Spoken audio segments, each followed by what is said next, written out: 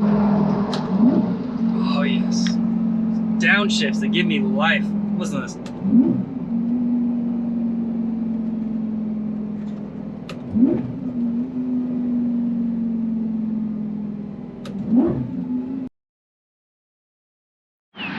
What is up, everybody? I am in San Antonio, Texas, and I have another supercar that I have spent way too much money renting, and I figured I'd show it to you. This is the first generation Lamborghini Gallardo. I like Gallardo. That's what I've been saying. I'm not 100% sure if it's right. Everything's Italian, and I certainly do not speak a lick of Italian, nor do I know a ton about this car. Normally, when I've tried to review cars, I do as much research as possible, but I don't even know what year this is. I know it's a first gen, but that's about it. I do know that it is absolutely gorgeous. It is an absolute riot to drive once you get past first gear, and it is arguably the most head-turning thing I've ever owned. You drive this thing anywhere, and I'm probably going to try to show some examples of going downtown with this thing. You drive it anywhere, people take notice. The front end is like not actually as low as I thought it would be, just from looking at it. And also when you drive it, I haven't scraped it once, which to me is utterly shocking because it looks incredibly low. Also, I don't know what color red this is, but I'm guessing it's some kind of like special red because there's no way it's not a regular red. It's kind of like a wine red, which I actually absolutely love. So that's what it looks like from the outside. It's got these gigantic Lamborghini brakes. I'm assuming the rims are not stock because that's a giant script on. But anyways, this is the outside of it. I'm gonna get into it. We're gonna go inside. I'm gonna talk about what it's been like to drive for the past 4 days. It's definitely been something. I'm not sure if amazing is yes, but that's not the only thing I feel about this car. All right, we're in the Lamborghini. I will do an interior look real quick. But first, let's turn it on and see what it sounds like.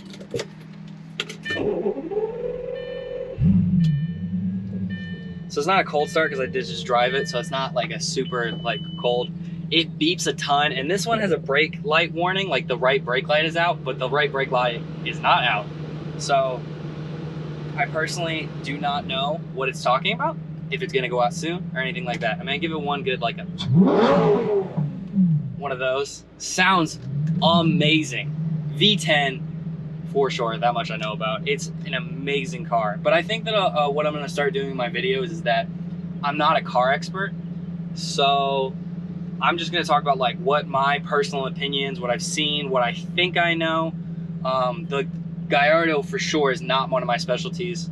It's never been a car I've been super interested in.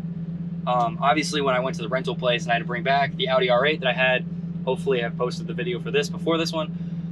When I brought that back, I needed a new car because I'm still on travel and I needed a car, and I could either go to, get a regular car, but he was like, I have a Lamborghini, and he gave me a great discount. This one ran me about 2,500 bucks for 4 days, which is actually a pretty good discount from what he gave me.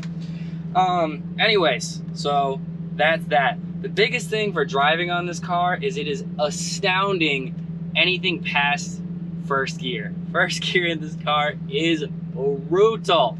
And we'll get a little bit more into that. Hang on, let's do some interior looks.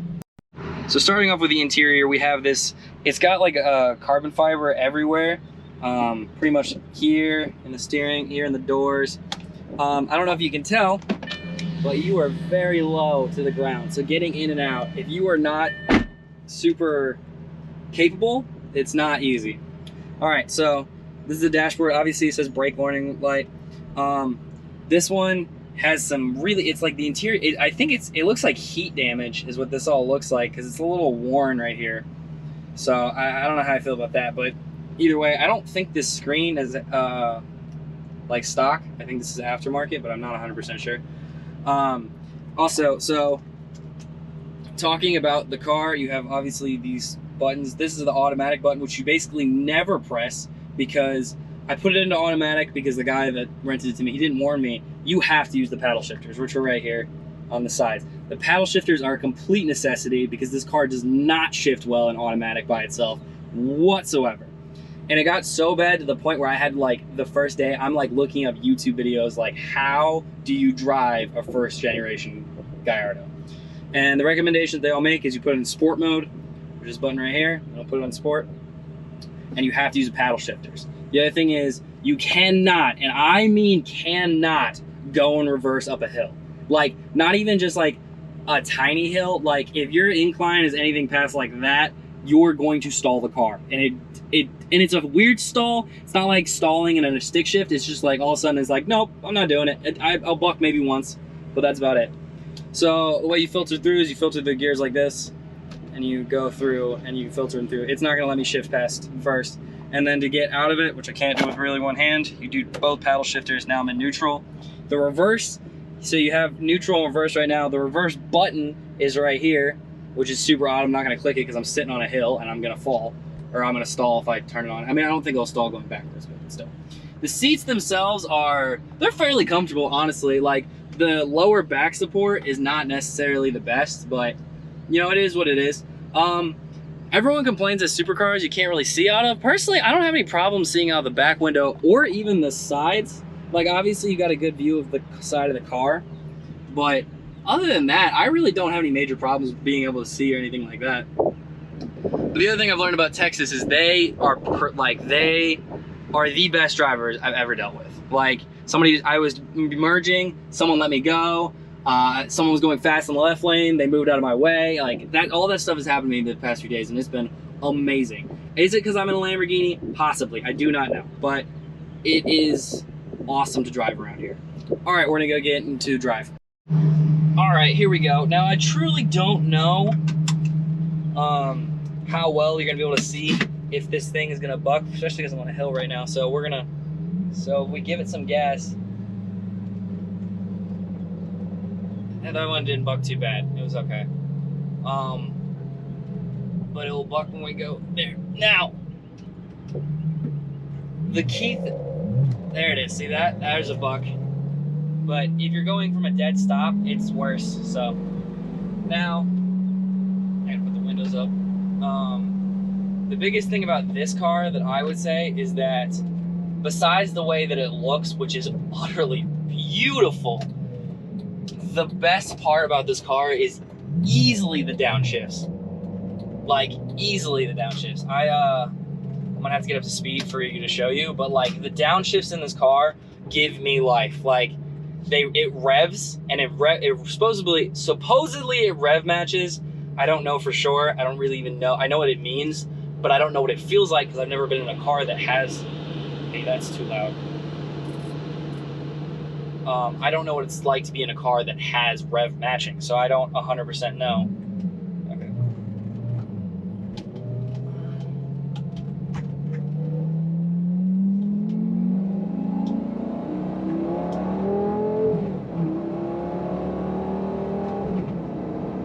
So, it is insanely fast. The shifts are awesome. They shift super quick. I've had no complaints with the gearing on this thing. Every once in a while at a stop sign, or like a stop, I'll shift into neutral because that's what every like YouTuber or whatever says to do, is to put it in neutral when you're at a dead stop so it doesn't wear on the clutch. But what I have noticed is sometimes if I put it into neutral and I try to put it back into first gear, it won't go to first gear, so I hit the downshift button, which does basically nothing. Then I press the upshift, and then it goes into first gear. I'm not sure why it does that or any reason, but it does. So, but the upshifts, the downshift, like right now I'm going about 70. I think the speed limit's around 70. I'm gonna go on past this guy. So you downshift, and you get immediate speed from it. Like, it is. That was about 90, 65 through here. Yeah, Texas people, I've been going like 30 over and no one said anything. So, I mean, I'm sure I can get pulled over for it, but, you know, it is what it is. But, yeah, no. So the handling, one thing is, I mean, obviously the steering is beyond tight. So making U-turns, it's like a handover fit. Like, you have to full pull on it. It's not an easy U-turn. It's got good turning radius, but it's not great in, like, it's not easy. This car is in no way easy to drive in any part of it, like, at all. You are, from the beginning, struggling with, like, it is not, like, it's not easy. It's just not. I'm trying to think of other things I've noticed. The lights are good on it. It's bonkers quick. It is not. It is almost difficult to drive slow. Not only because obviously the gearing in first gear does not like to go slow, but also on top of that, like going fast in a normal car, you have to push the car to go fast, but not this thing. Like right now, I'm going 70. I am in fifth gear, but I'm at pretty low RPMs. But this car will easily do 100 in second gear, maybe third gear, third gear. I think I hit 90 going second gear before I didn't even redline it. I haven't redlined this thing yet. But it's just crazy fast. This one in particular, I don't know what the exhaust, I think the exhaust is stock, but it's not very loud. I mean, it's loud enough when you rev it, but excluding downshifts, excluding downshifts, it's not super loud. Because the downshifts on this thing, when you're going to lower gearing, is extremely loud, which sounds amazing. I'm gonna try to find. Honestly, the way with Texas works is I probably could just pull over on the side, or pull over, take an exit, and then we can try to go up to speed, coming off of a ramp. So we can easily do that. This is, I personally, since I've got some time before I do that, I like to talk about like would I buy this car. I can honestly say I don't think I'd ever, unless, because like it's known, I read on the internet, it's supposed to be the most reliable Lamborghini you can get, and this thing does not feel reliable. Like the brake light indicator's on, the brake light is not out. It squeaks when you accelerate for some reason, and it's behind me. I can hear it squeaking. The whole thing when you drive it is not super smooth. The shocks are not, like it's not a daily driver in any case, and it's just a very like hard car to drive. Like I feel like I struggle to. It's not something you can kind of just not focus on. Like when I'm using the GPS or I'm trying to find where I'm going and I'm not paying attention. A, I'm going like 100 miles an hour without meaning to. B, I'm like, you have to shift it yourself, and the shifts are kind of finicky. You have to know when. So that's like a whole thing. But it is absolutely gorgeous. It's fun to drive, and you cannot go anywhere without someone being like, "Oh my gosh, is that a Lamborghini?" I had one kid a couple days ago. I took a wrong turn, and I ended up driving through the center of like a shopping center, and it's like, not literally through, but like a road through the shopping center. And I had a kid stop in the middle of the crosswalk to be like, Mom, I think that's a Lamborghini. Mom, that's a Lamborghini. Mom, and she was like, get out of the road. So, it's definitely, people notice. It's not something you can subtly go through. I've seen, I think, maybe 2 Gallardos in person in my entire life, excluding this one. So, it's almost nice to drive because people get excited about it, and that's like really cool. Like especially kids or something like that have like never really seen it. I enjoy driving for crowds because it's like they get excitement out of it, and I share their excitement because I love cars too. So, all right, we're gonna stop there and we're gonna pull over to our shoulder or something like that. All right, we're about to accelerate, so here we go.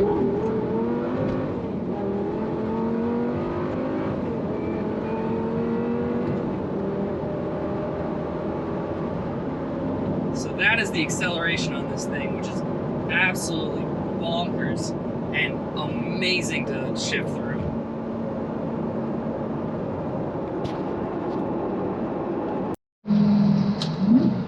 Oh yes.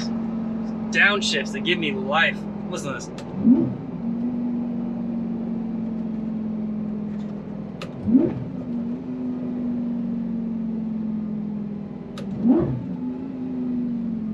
And then you're gonna pop both into neutral. All right. So we're back at my hotel. Would I ever buy this exotic monstrosity of a vehicle, I don't know. I think if the first gear was fixed so that it wasn't so bonkers hard to shift into and it wasn't so like bucky, because honestly I think that's really the only complaint I have about this car. I mean, the lower lumbar support, it's not great for like road trips. The gauges that I guarantee are finicky aren't great, but that's not deal breaking. But the first gear right now for this car for me is definitely deal breaking. I don't know if a newer Gallardo would have better first gear. I don't know if this one in particular has a really bad clutch or something, so that's why it's so abrasively bad. But the things I've seen on the internet makes it sound like this is not a super uncommon problem. So maybe not a first gen Gallardo, maybe later on, or maybe if I found one that was like the clutch was changed out, something, I don't know. That would be the reason. But for right now, I would still get the Audi R8 that I drove last week. Well, that's it for me. Like and subscribe, join the Swaymer squad, please, because I love doing this as a hobby. It would be awesome to do it as a part-time job. All right, love you guys. See you next time.